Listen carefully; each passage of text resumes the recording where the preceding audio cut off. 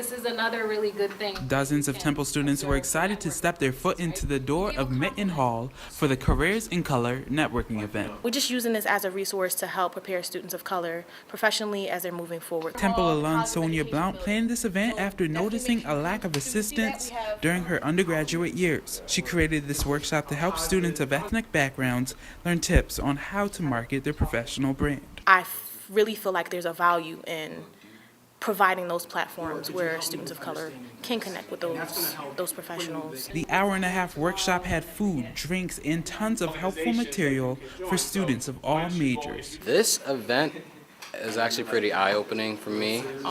Having a growing relationship with your recruiter actually gives you a chance to learn a lot more about the company. I'm really excited to actually go harder for my job search as graduation is approaching. Medj Altador is a business major and president of Temple Project Haiti, an organization that travels overseas during spring break to help children at an orphanage. She attended a workshop to help learn how to promote the club's upcoming event. Artists for Haiti is pretty much a fundraiser where we collab with Tyler students, and we use that money to send to an orphanage we have in Haiti.